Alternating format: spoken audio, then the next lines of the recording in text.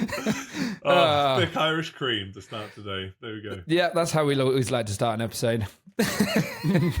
We just won best butter or something. Irish Did butter. you? Just won like best global butter. There you go. Look, Irish Fantastic. cream makes a difference. Who doesn't love a good mouthful of Irish cream? Good stuff. Welcome to the In the Tank podcast. Get ready for an hour of hot 40K goodness coming in your ears. You're in the tank now, baby. We're live. Welcome We are back indeed to live. In the Tank 40K. This week we've got a very special guest for you. This is Olly from Broadsword Wargaming. He also, there he is. He also runs a podcast, which he's been doing with a mate of his for the last few weeks, called Side Quests Podcast, which you guys should go and check out. Olly and I have sort of known each other sort of like in a satellite way for the last couple of years through my Tryhard Wargaming community, which I think where we started chatting. And you know, he's politely agreed to come on as an amazing guest. So we're going to tear him apart live on air for you all. I'm a little scared, but I have to say, well done by the way for getting all of the names for everything in there, all in the first like 10 seconds, and got it all correct as well. Keyword. That's the professionalism we're dealing with here. That's awesome. Exactly. So well done for that. That's the level of it. I think about 5 minutes ago, you asked me the name of my own channel, and I couldn't tell you. So you did it. You literally well couldn't. done. You just My glorious co-host Russ and I'm Eddie. So welcome back, dear listeners. We've got some fun topics to discuss today. Indeed. What have you been working on recently, Olly? Do tell us. Oh, okay, all right. What have I been working on? I've got a video coming out today. I don't know when this will go out, but today, hopefully, it's meant to have gone out like 2 weeks ago. But I've been painting 90s Warhammer miniatures, like Space Marines, in the modern color schemes. So there's a modern weathered oiled little old Space Marine. I did a video like last year or something, or 2 years ago, on the other way around, painting new models in the old way. So I thought, you know what, it's time to come full circle and complete it and get the full video out. So I have to say, having put the two next to each other, like an old model painted old ways and old model painted new ways, it makes the old one look shit. So, yeah. I don't know. Do we swear on this podcast? I feel like Yeah, swear as much as you yeah, like. go for it. Yeah. Go for it. Yeah, go for It it. looks Free reign, fucking mate. shit. No, I was like, oh, it looks crap. And then I put it next to them. I was like, oh dear, maybe. But it's a good fun video. It's kind of a nostalgia happy piece, right? It's like my happy place. It's like second that's edition cool. stuff. Reminds me of being young again. Oh. Which was some time ago, wasn't it? There you go. That was deep. Too deep for the first minutes. What No, I meant to No, say that was is, silly. Carry on. We go deep here. Imagine I said something cool. Put that there instead. No, that is cool. That was cool. Dude, did you use any old reds? Because they're an absolute pain in the ass to use for your Do you know original. what I can see use. right now is I can't see the name of it, but yes, I did. I got the 1994 Terrible. paint set Oh, and the 1989 wow. paint sets. Wow. So yeah, I can see it here. What is it? Is it blood red? Was it? I think it was then. Wasn't Oh, it? Blood terrible red, probably. reds. Terrible reds back then. Yeah, awful coverage. But Goblin Green is genuinely good. It's not just an internet hype. So that's what I teach here today. Goblin Green Amazing. isn't just like overhyped. What have you I been look working forward to on? seeing that. Oh, see, look at this. Flip it around. Well, me and Ed are getting ready for a doubles event this weekend. So we've been I have been furiously painting. Ed's been a little bit distracted, bless him. But I'm literally at the rimming stage to get my 750 points sorted for that. So I'm playing Deathwing because I'm a Dark Angels fanboy to my core. So You said that on purpose, didn't you? You know what you're doing over here, you Yeah. guys. Oh, yeah. You're filthy. Russ spends They're most of his filthy. nights rimming these days. Oh, I do. That's why I came here. Come on, man. I think you now understand our target demographic for this. I'm with you now. It's fine. You're with us. And I've just been sort of plugging away at the GSC still for this weekend as well. I actually have started painting them now, Russ, so fuck you. It's just I've been a bit busy setting up the I just know battle your barn, but we're panic getting there. text to me going like, oh shit, I'm so far behind. To be fair, you literally texted me yesterday going, oh, I'm so far behind. Like, oh no. Yeah. And I'm like, I'm at the magnet stage. Yeah, It's all good. What have we got, like 120 little shit dudes to paint up then, basically? well, is it? That's luckily kind of we're only GSC doing way. 750 points each, so I've only actually got 2,000 Gene Stealer Colts models to paint for that. Oh, nice. That's not too bad. Do you know what? I played against Gene Stealer Colts. I played when we played Nations. Did you go to Nations last year? Year before last? No, whatever? I didn't, but some of our guys did. I played with the Team Ireland lot, and I played against Colin, who was playing for Northern Ireland at the time, but although he does play for Team Ireland. And we played a game of my Necrons against his Gene Stealer Colts. I think I just went away for like his turn 2 or whatever for about an hour whilst he set up like 200 men all within 6 inches of some other dude.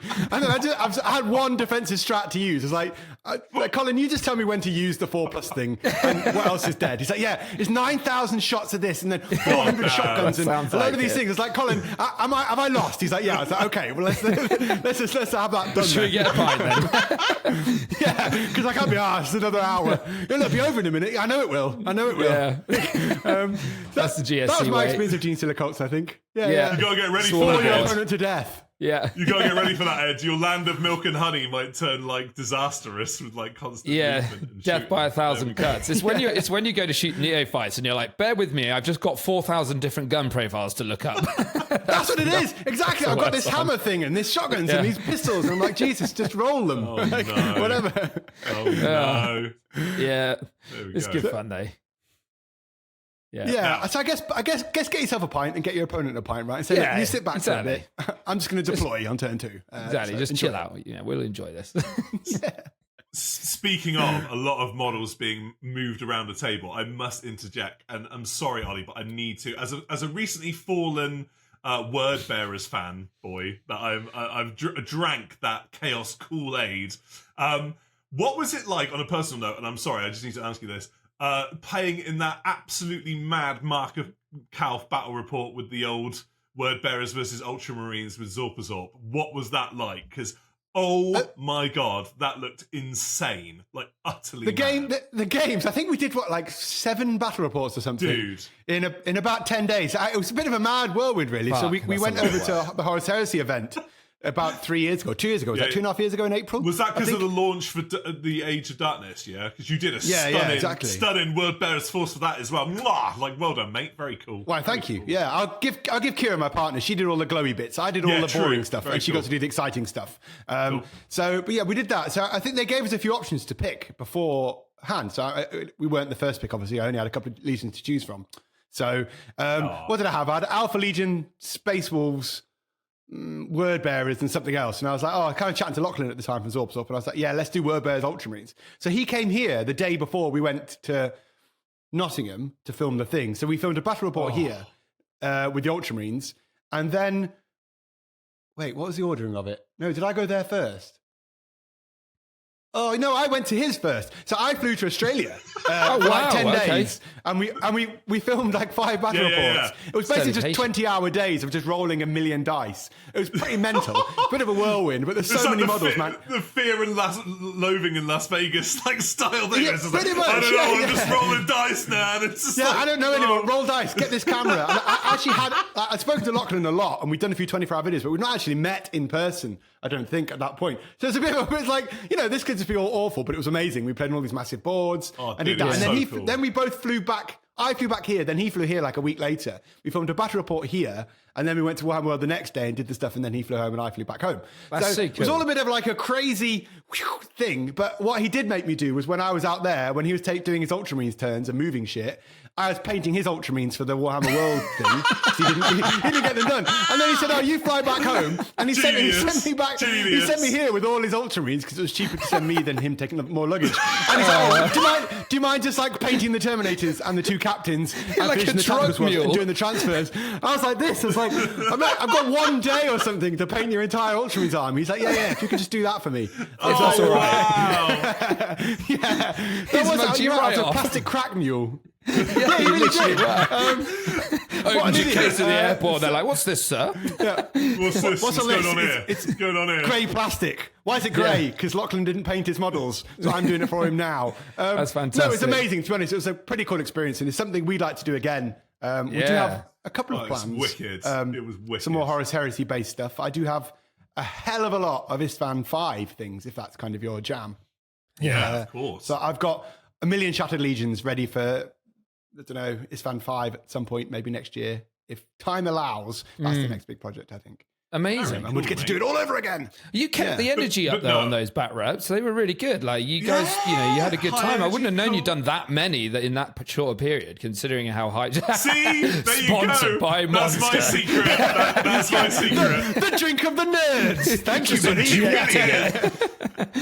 If you were to retrospectively go back on all of our podcasts, I think I've doused pints of peachy keen in the past. So it's just what happened. Pretty sure I've destroyed my liver this last couple of months having had the baby. I think that's gone now, but whatever. We'll worry about that later. It's a shriveled walnut. Oh god! Save me! Right. No more. Drink your poison. It is hard work though having a kid, especially when you want to actually do some Warhammer from time to time. You don't get much time, do you? Fitting it in there, it's difficult. I mean, man, between the shop and the studio, my Ciara streams as well. I don't think I've played any Warhammer in a million years. And, I've had the last, here's the truth right now. I've had 3 nights in a row at 3 a.m. out here filming stupid Warhammer. Wow. Right. And then going home and editing and then getting up at 5 with the baby. So we're on last legs right now, but it's okay. Yeah. It's 11 a.m. We've had 2 cans of Monster already. We're cooking. I assume, great. talking You're about doing great. Ciara, I assume she's all right with us putting her in the thumbnail for this video? Because obviously, we... Oh, yeah. What she likes to do, you have to get her to do this and lean on something and do this. Yeah. With her hair. And then get a face tune. She has an app. And then that's it. It turns her Just pump those numbers, boy. Yeah. We did it as a test, right? We did Scaventide, but But Games Workshop didn't send us the box, right? We didn't get Scaventide as the box. So we're like, shit, we haven't got anything to show, whatever. So she just cut and pasted the Leviathan box and put Scaventide over the front, posted it on Instagram, and it got more likes than anything else it's done in a year. And it's just a copy paste of a box badly over a box. Now she has t-shirts and stuff. All her communities make t-shirts of her leaning on everything. She's got a Christmas shirt where she's leaning on it and stuff the lean. And she's also discovered the trick to thumbnails right now is get an app, right, that makes all your face whatever. And when I'm taking thumbnails, she just doesn't pull any expression. She's just like that. She goes, oh, bless. And then you get this face up and it makes you smile. And she says, it's easier to make you smile with the app when you're not smiling. So I'm on the camera. I'm like, can you look slightly less miserable? She's like, nah.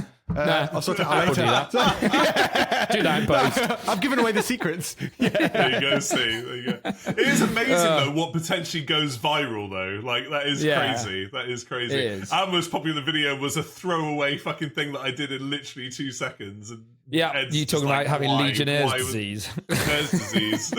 You can paint It Legionnaires. just went viral. I was just like, what the fuck? It's all good. Right. That's about right? Anything you don't pay attention to, anything you just brush. exactly. 100%.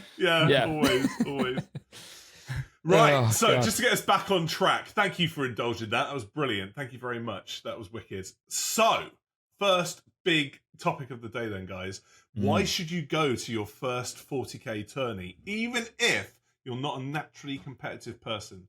Because there's been a little bit of hoo-ha over the years about the competitive base, where I think people who are quite naive to that world can kind of see it quite dark and, I don't know, quite neckbeardy and not particularly representative of how I found the tournament world, which is, to be fair, absolutely wonderful. I've had amazing times at tournament, and of course I've met my work wife at a tournament that I absolutely love, and I think it has a bad rep, really, and I just want to kind of break this down. And do you want to start us off, Ollie, in terms of your thoughts regarding that? Ooh. Okay, so my background, really, Jesus. Okay, right. Okay, hold on. No, there you go. See. Collect your thoughts. For me, got done. Okay, for me, I don't come from a particularly competitive Warhammer background. I've been playing since I think '92 when I was a kid, and the kind of that competitive meta and all that's kind of come along over the last, I don't know, maybe 10 years or so, right? Really, maybe a little bit more, since the invent of the internet and YouTube channels and sort of pushing competitive events. And Google, you can just Google now, what's the best Warhammer list, whatever, and you might get a different suggestions, sure, but it'll be triple something else, whatever, right? And you can certainly do that route. And in the hands of someone who's really good, they'll just win. In the hands of someone who may not be so good, even a good list might not mean you win anyway, right? So I think like from my point of view, I was a little bit dubious about like the whole competitive thing too. I probably thought even till a couple of years ago, it's a bit of a dirty word, right? Competitive would mean cheesy or neckbeardy or whatever term you want to use. And I actually did an experiment last year where I played, I just mentioned it briefly a minute ago, played with Team Ireland for about 8 months, I think. And I did a few scrims. I did some try-hard scrims. I did nations. I did a couple of events because I don't come from that background. I found it to be a little different to what I thought it was. I played a lot of tournaments over the years, and I've played a lot of heresy events, and I'm pretty good at Warhammer generally, right? Like strategy games. I don't know. I feel like I played enough, but I learned so many things I didn't know you could do from the players who taught me that kind of stuff. I don't know, like movement things, or like, you can sort of charge something in the middle, kill it with something else, and you can charge on elsewhere, and you sort of cheat movement a little bit, right? But it's not. It's just the rules. So I did get hammered quite a lot by good players all over the place, but they were very nice about it. And I don't think I played a single game against someone who wasn't nice and forgiving and quite like educational. I found it all to be very, very much a learning experience. And that definitely changed my opinion of competitive gaming, because it isn't just like, I think a competitive player has changed a lot since 20 years ago to now, right? They're all like normal functioning humans generally. And it was very nice, and everyone was lovely. And I think for me now, like, I don't play that kind of event. I still much prefer just taking whatever crap it is, and sometimes it might be good. I call myself a competitive fluffy player, right? I like the fluff, but I don't just want to get tabled every time in every game. But yeah. Wait, what was the question? Something about competitive Warhammer. Oh yeah. So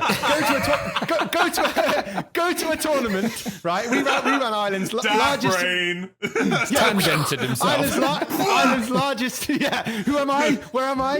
We ran Ireland's 40K event last weekend, and it's the 6th one we've done. The 6th Broadsword GT we've done. Yeah. And lots of people there, that was their first tournament. And lots of people have been a little bit scared about playing a tournament because already the word competitive event, tournament, ITC, whatever, all these terms are quite scary to people. I'd say at least 50% of the people there, when we first played, more hadn't ever played a tournament. So it was kind of during COVID and lockdown, so people just wanted to get out and about. And they loved it. And I think they've kept coming back. And you can see players improving as well over the years, right? The more tournaments they play, they finish a little higher. They might get, 5-0, 1-4, 2-3, 3-2. And you see them climbing up the ladder as they get more experience.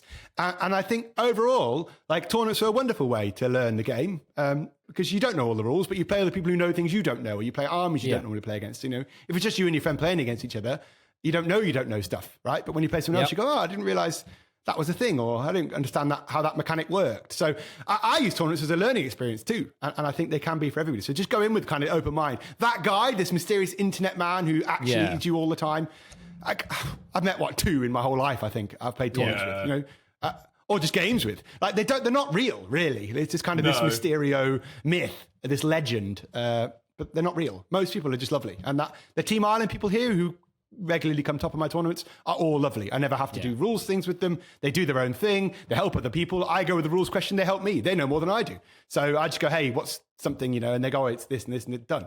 And they teach other people. I've got people in store who played their first event against one of those and came out saying, I just feel like a better player now. So that's my experience. So go and play a tournament because it's fun. Yep. I think you've highlighted something really interesting there about the mythology of that, like, shark gamer, where, like, I've said this before on pod, like, in order for people to actually get to the point where they're going to an event like this, the amount of groundwork and hours that you have to put into, like, getting an army together, painting an army, like, getting an effective list that is actually functional or whatever, and it almost needs like a montage, right? So, you've put hundreds, if not thousands of hours to even be there opposite your opponent, right? And I think there's a lot to be said for that, where, there is that mutual respect thing of, like, let's make the best of the time that we have here. Do you know what I mean? Like, and, a lot of the vast majority of my opponents that I have been quite gentlemanly, or, with the way that you approach it always. Like, I've never really had that really awkward moment. I'm sure that they exist. Like, I'm sure, because the nature of humanity, there may be, like, one person that you may encounter in a blue moon that you go, didn't quite enjoy that as much as I should. But on the whole, like, people are really cool. And I think that's because, like, at events like that, it is like a massive living, breathing concentration of the community in real time, like, unfolding in front of you. It's not like this hypothetical thing, like, everyone's there, everybody's representing. And it's awesome to see it. It's awesome to see so many people that are really giving a shit in one place, like, and really caring to be there. And, you know, I hear way more laughter than I hear anger at events, like always. Yeah. Right? Like the amount of good vibes that you normally find at an event is great, and like kinship and just that general good vibe I think is awesome. It's really. like drama tends to filter to the top. So like if you're at the LGT, like you said, like 99% of those games are going to be amazing. People are going to have a great time with their opponent, have a really fun experience. But then that 1% where you've got someone who cheats or someone who's pushing their rules a little bit or just being a knob or they're in a bad mood or whatever it is, you know, they get salty. Those will be the ones you probably hear about either online, on Reddit or something like that, because those are the ones people are going to have a whinge about. And then they want to pick it up and run with it. And that's what kind of propagates to that guy kind of, you know, mantra with competitive. And I don't, as you said, Ollie, and as you've backed up, Russ, I will also back it up. I don't really think on the whole there are that many that guys. I think you're looking at like less than 1% of the people out there. So if that's what is putting you as our listener off of going to your first event, put that out of your mind. And even if you do bump into one of those people, that's what your judges and your TOs are there for. They're there to come and mediate and sort that out for you. So you don't even need to worry about the social anxiety of having to deal with that kind of person, because you're going to have somebody there in your corner helping you get through it. So I don't think it should be something to put you off anymore, to be honest. And, you know, if you make mistakes, that's okay. Like, that's part of the learning process. As you said, Ollie, like, you know, you're not going to be a complete gamer on day one, right? Like, no. It's a process. And, like, you get better over time and you learn a lot over time. And, like, this is one of the best ways to get better at the game and to be really engaged with the game and to understand interactions and stuff and learn from your opponent and just be humble about it and just be like, well, I might take some losses, but like I'm going to learn a lot from this process. If your ego gets a little bit involved and you start getting a bit like, oh, I should have done better, then you're only going to lose anyway. So, you know, if you go in with an open heart and an open mind, it's all going to go very well. And my last point on this as well is one of the weird things that I find about going to events that I really enjoy is the sort of like hobby inspiration that I get. Because another stereotype that I absolutely hate is the fact that it's like the 3 colors minimum thing and people just going with like unpainted armies. That's complete bollocks. Like, again, I'm sure there might be like the odd person that does that. Yeah. The cool armies that I've fucking seen at events are wild. That kind of really kickstart your creative brain and go, oh, I love what they're doing there. And, oh, I love what you're doing there. And this almost like the circle jerk effect of like everyone complimenting each other on their armies and taking ideas in your brain and going like, oh, I kind of want to do that myself, right? It's really cool. And you get to see some wicked painted armies and miniatures. And that's a weird byproduct of an event that you might not have ever thought would kind of lead onto your hobby time, if that makes sense. I can definitely come back with a little more motivation, right? Like, so I find I have like 3 modes, right? Collect, assemble, paint, and play are like 3 things. Very rarely do all 3 come together. I don't want to do all 3 at the same time. So I might be in the mood to just assemble for a month and then paint for 2 weeks, and then I just want to play things. So I find like my hobby mood, you know, sways with the motions really. And I had the event a couple of weeks ago here, and like you said, there were so many lovely armies. We did a best painted thing, and actually not a fix, but my brother's Ultramarines actually won best painted this year. It's his first time he came up. Fix! Conspiracy! But there was some Flesh Tearers, there were Necrons, and a wide variety of armies you don't often see, you know, like who plays Votan, I don't know. But they were there. And maybe they were, I don't know.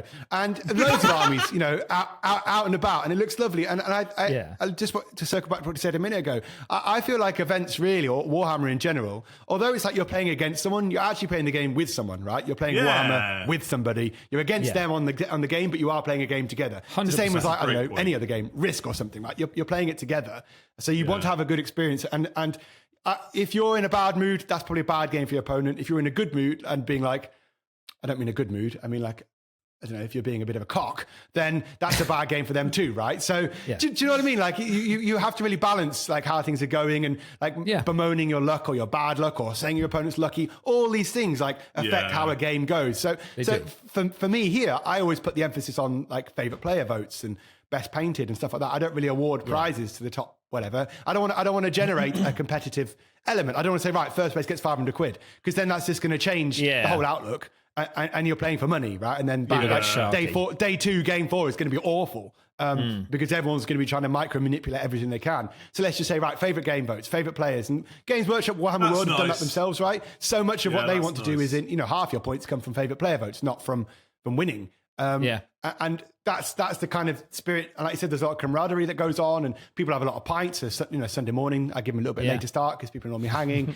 and that's the whole point is we don't get much time away. Like we said earlier, we're all dads and stuff right now. Like, how often do I really get to go away for a weekend and play Warhammer? When I do, I don't really care about winning.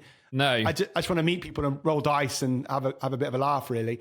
100%. And I might dress up, or I went to a Lord of the Rings doubles last year or year before with Benji, and we just played like Isildur and Elrond and just shouted lots of stuff, and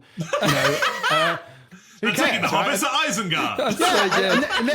Next year, I think we're doing Faramir and Denethor, so he's going to get those tomatoes and that, and I'm going to ride off and like sing that sad song and just do all the shit stuff because that's the whole point, isn't it? So good. Yeah. You know, and that's what I like to see at events is people having a good time and lots of laughs. I feel for the last one we just did here, I feel like had the best like atmosphere or something to it in a while. We had a good mix of new people in as well, and it was just lovely to see that. So that's what you can really take from an event. And like you say, the guy, I think I've met him like twice in my life. You know, the man, and you just roll with it and you go, okay, this is just going to be shit for a bit. Let's move on. But even that's a learning experience, right? Because you learn how to take stuff and you just sort of roll with it a little bit. And you get tabled and move on. But overall, 99% of the games are great. So I think you have a good ethos at Try Hard as well, right? You guys do good stuff there. I'm regularly in there going, hey, I want to build a Necron Warriors list with 120 Necrons. You said that 8 people times. Go, yes, it's... I say it so, it comes in every couple of months. Every FAQ, I'm like, Necron spam? Warriors Necron Warriors, No, see you next year. Warriors now? No, fuck off. Literally, they're in a box. 120 of them with scarabs. I'm like, is that shit? Yes, it's still shit. Okay. Still shit. I'll wait for 11th edition now. Sorry, mate.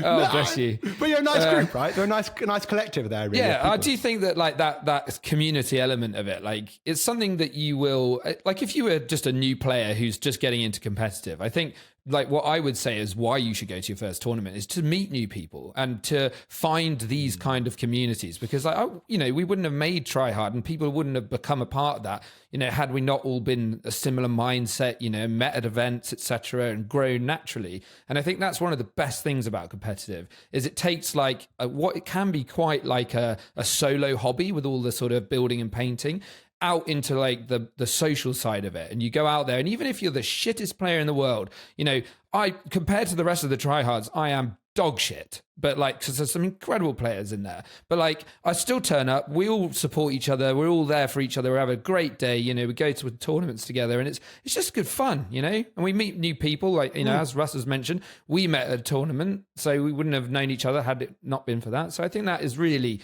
genuinely the best way to meet new people in this hobby outside of your local game store, obviously. So well said, Ed. That was well eloquently put, mate. Well done. Very cool. Yeah, it's true, I think. Yeah, thanks.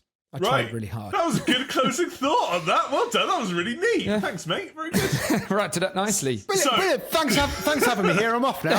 See you, mate. Cheers, buddy. Just like slowly sink. Like it's, just really drop the chair. Bye. Like the Homer Simpson, like back into the hedge. Lighting. So, this may be quite close to you again, Ollie. Sorry to put you into the forefront of, but this one does actually a thing to you. What now? What now? It's almost like I'm supposed to be talking here. What's going on? Yeah, wait, okay. I can do this. So, is the LGS the true lifeblood of the hobby, mate? Do you think it is like local gaming store for those of you that don't know the acronym? Yeah, sorry. I think I find I'm at friendly local gaming store. Yeah, no. So that'd be the FLGS. FLGS. That's what that means, right? Yeah, I think friendly, right? so. Is that the F? I think so. Yeah, friendly. Yeah, friendly. Fucking friendly. Local gaming store. If you're an Aussie, it's the fucking local gaming store, mate. Is it the lifeblood of the hobby? Do you know? I think with Games Workshop having, I mean, we'll use them as the example really because they're kind of the I knew industry you were leaders, going to right? go here because it's a good point. It's a very good we point. have Games Workshop, right? That is your big industry leader. You know, we have Mantic and Warlord Games, and they have their one shops, you know, around the place. But really, it's Games Workshop. And several years ago, they kind of pulled out of everywhere, right? They got rid of the shops, put shops down to one-man shops, halved them, minimized for various reasons, and which left players with not really many places to play. I used to play there on a Thursday night, gaming night, 8 p.m., right? And then we sort of started to get clubs, and we started to get gaming stores playing, and all these things grew and grew. And having opened a store here, I think nearly 4 years ago now, there's nothing for people to play around here. They had a bit of a board game night down at some local pub or whatever, but not many people were playing. I live in the west of Ireland where there's nothing.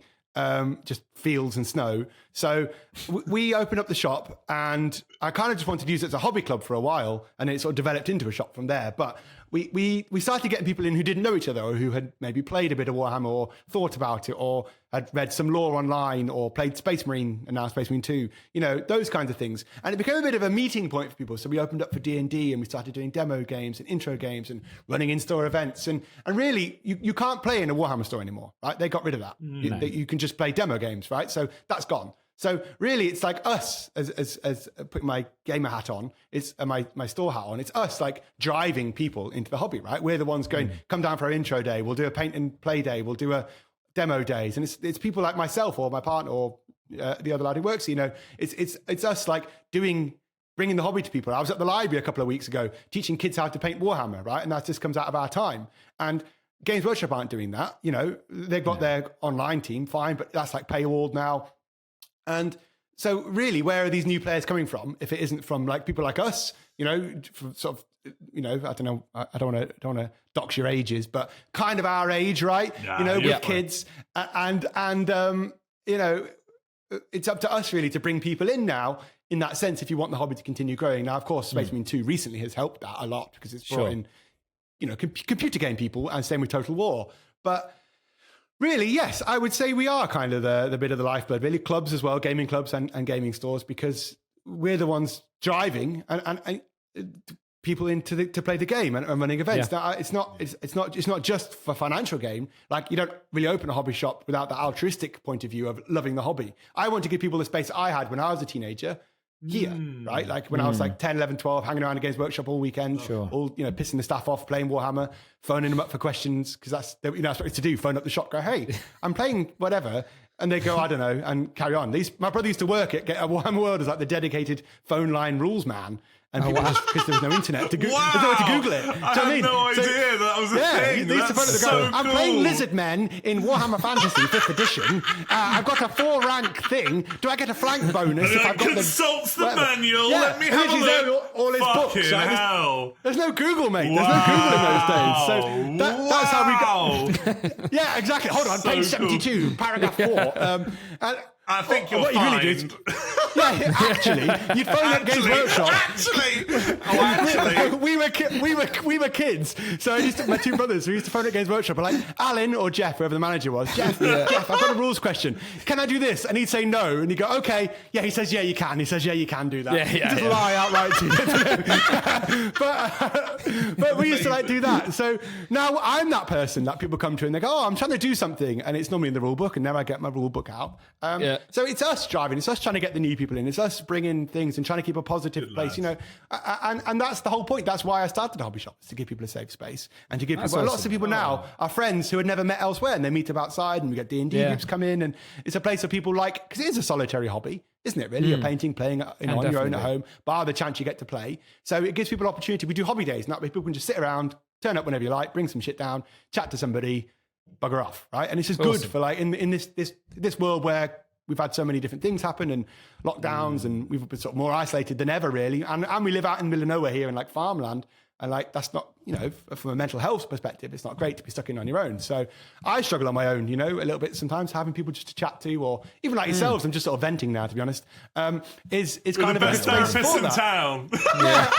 You listen, I'll talk, and this is free, right? So that's basically how I feel about the hobby. And I feel like having just a central place for people to meet that's safe, and they can come and play D&D rather than going to someone's house that you don't know, or play Magic there. You just turn up here, meet whoever, chat to them about something you've got in common, and enjoy yourself, I think. So, that's awesome. Yes, clubs and shops are, I think, pretty important and integral to the hobby, as are events and other things too.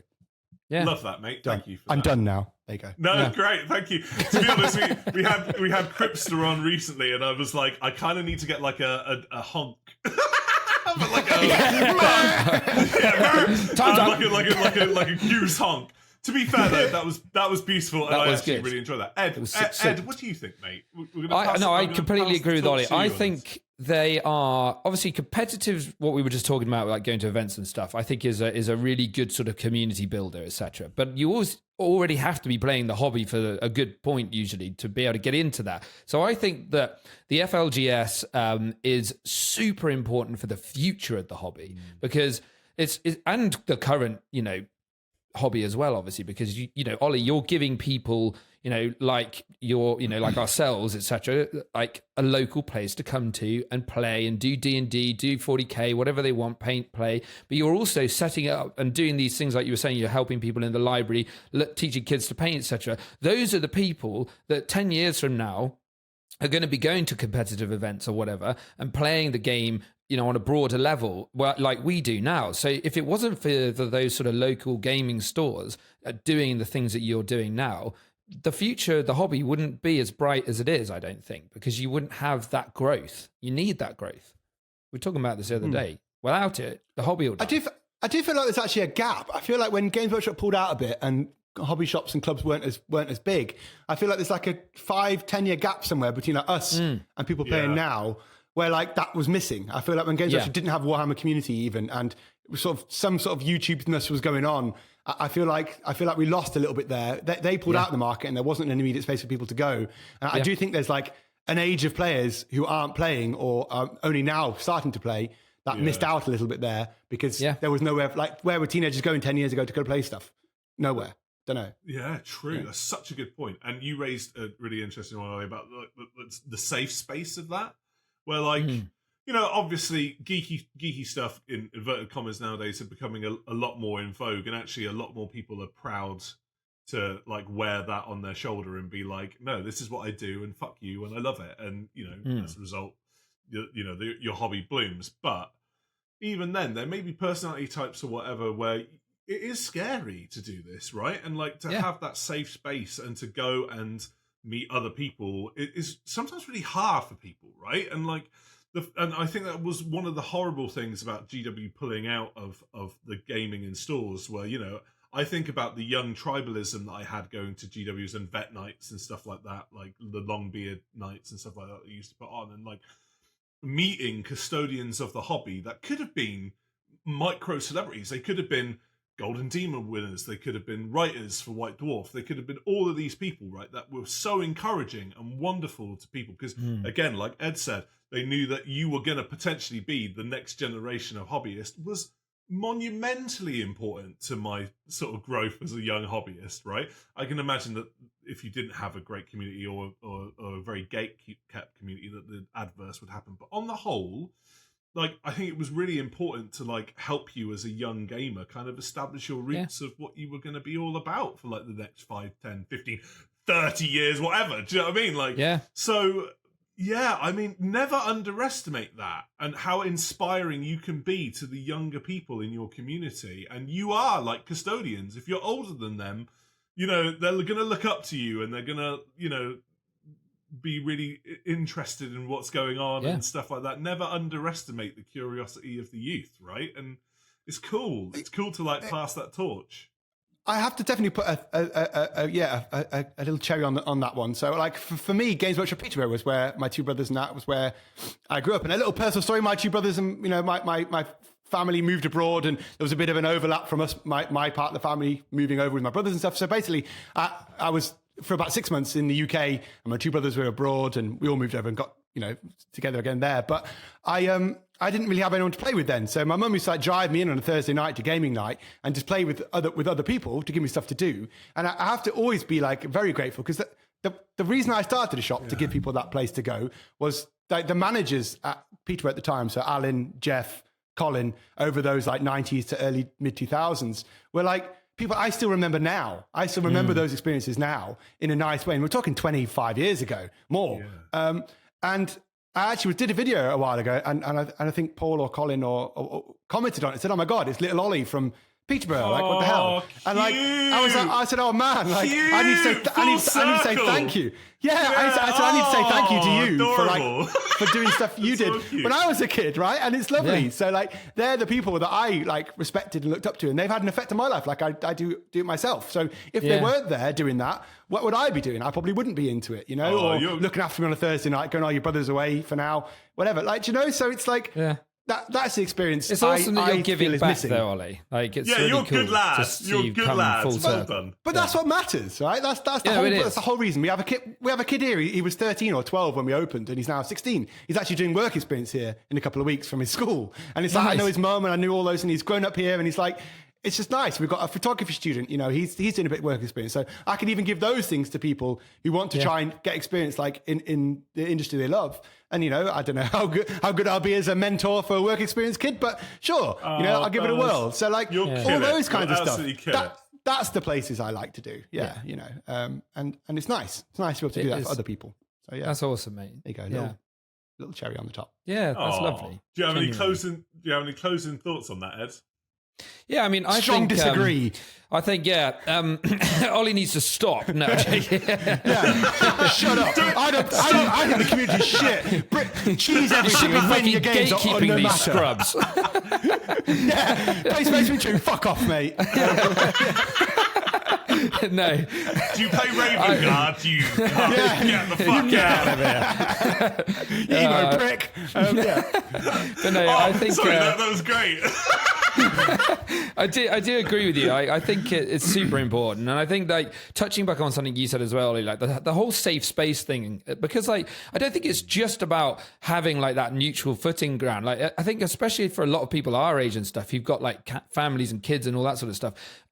Most of the time you don't even have room to stick a gaming table or a big piece of MDF on your dining room table and play a game. But even if you do, you don't want to be doing that with your kids screaming around the house in the background. It's nice to be able to take yourself off, have a bit of peace and quiet, shut off for a while and just concentrate on the game and interacting with your opponent and having a good laugh and just sort of like enjoying that part of the hobby together. So it's a super important place, I think. It really is. So it's awesome. Yeah, it's a great place to escape your family is what you're saying, right? Yeah. Basically, yeah. Your loved ones. Yeah. Thanks, my wife's going to listen back to this now and be like, oh, dickhead. Asshole. You love the Warhammer shop so much, go and fucking live there. Marry it, you cunt.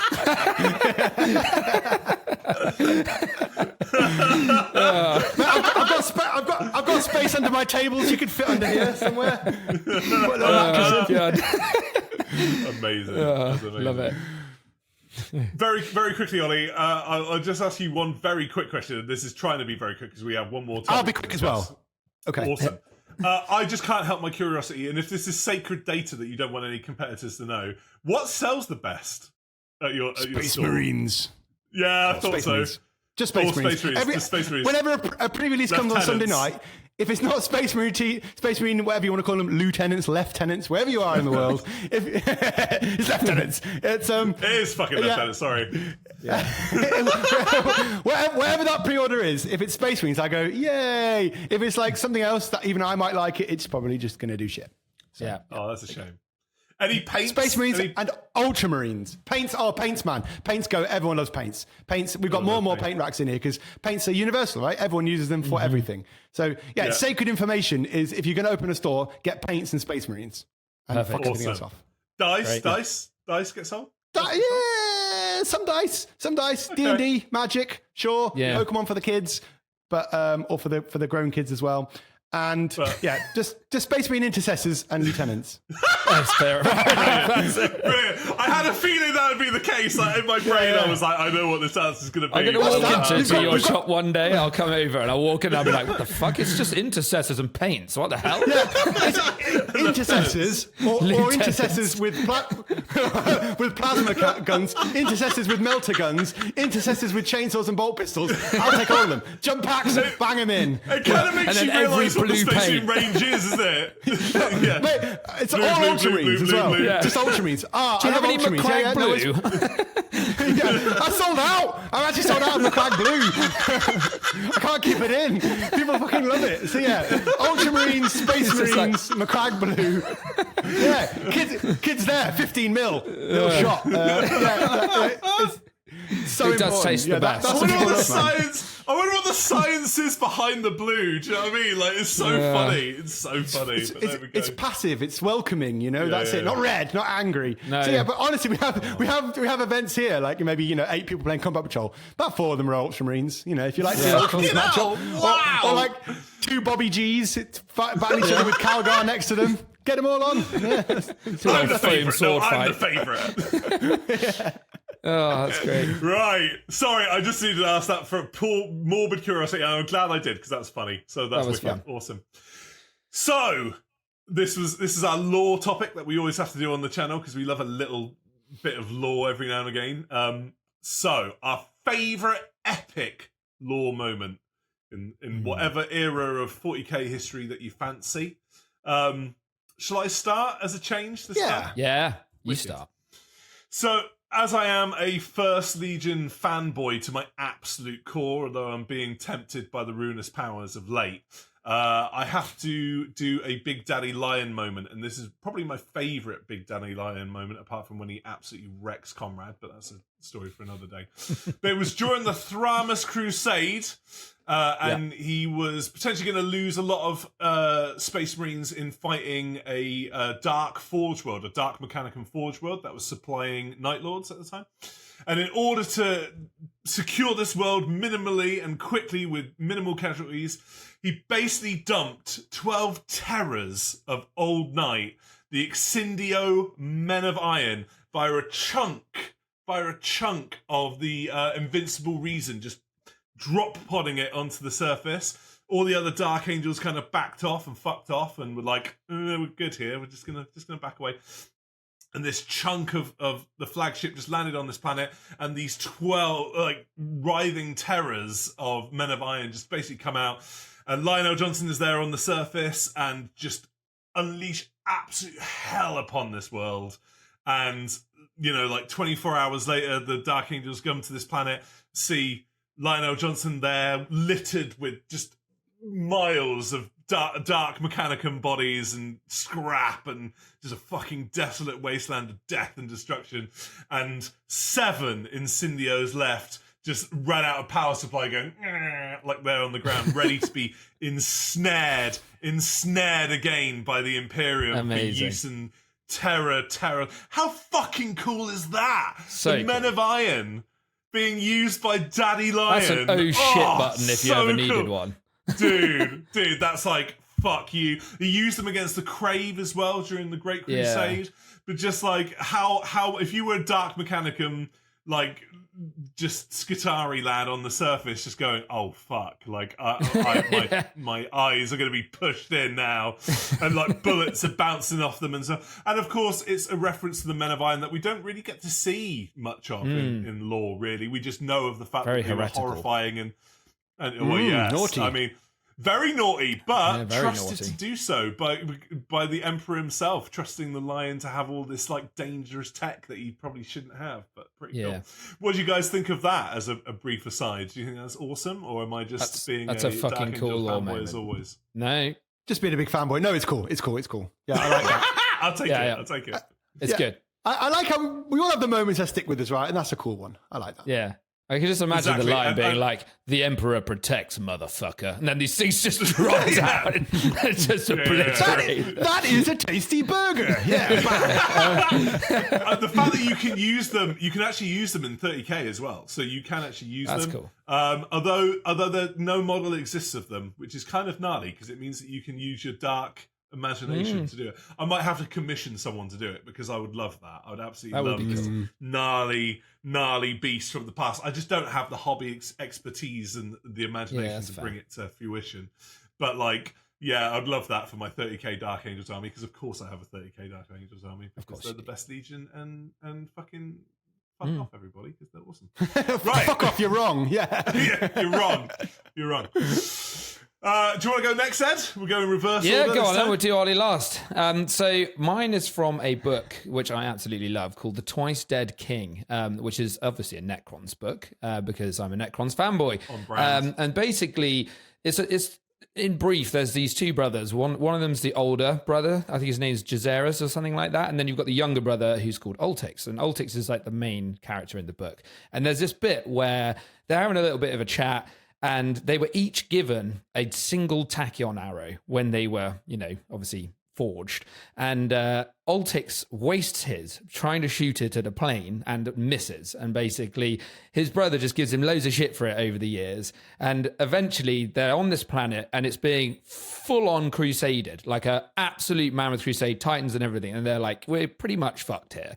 And then Jazeris basically turns to Ultix and he's like, I'm about to conclude a long lesson on patience, brother.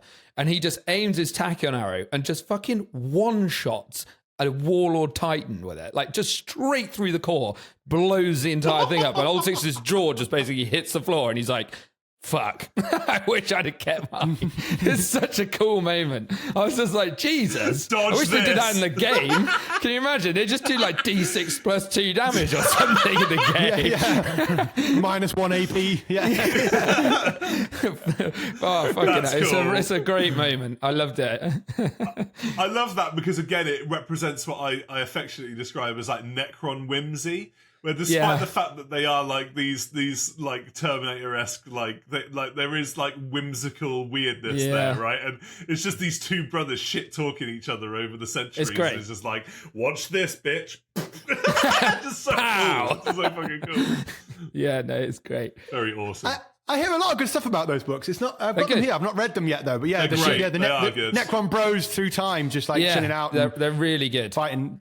Get it on there, boy, because they are worth a read. He doesn't have 120 Necron warriors with him, does he? He doesn't. Yeah, I think he does at least. Stop making You'd love it, fetch mate. work, Ollie. Stop making it work. Ollie's like, I'm fucking reading it tonight.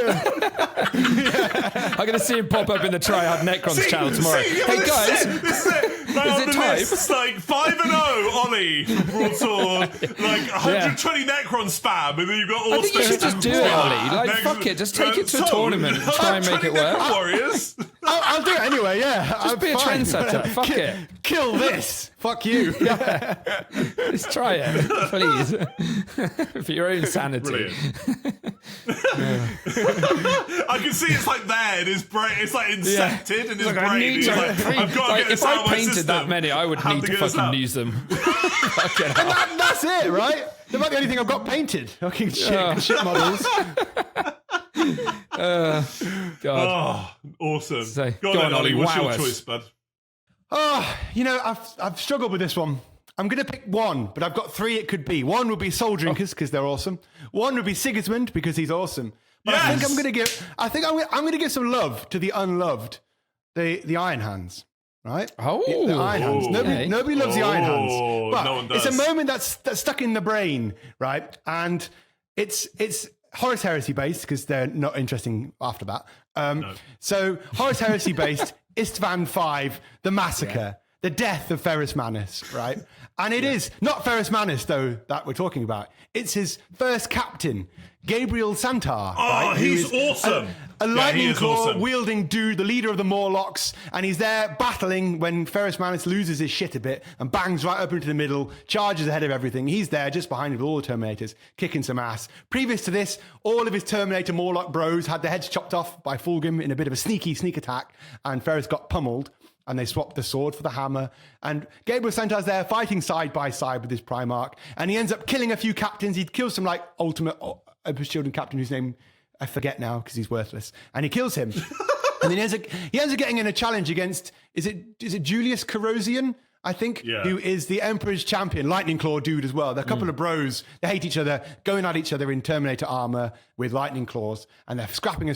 And he managed to get the Emperor's champion, Emperor's Children guy, double lightning claw fists him through the chest, right? Oh. And he's like, but in return, he gets stabbed, And the Emperor's Children, Corrosian, goes like, as he sees Gabriel Santar there on the floor, eyes closing.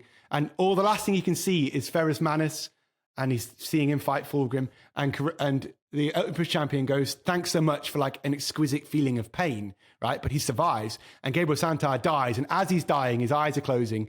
He's thinking, oh my God, everything's gone wrong. And he sees Ferrus Manus get beheaded just as he then slips into death. No. And that's the end of his life.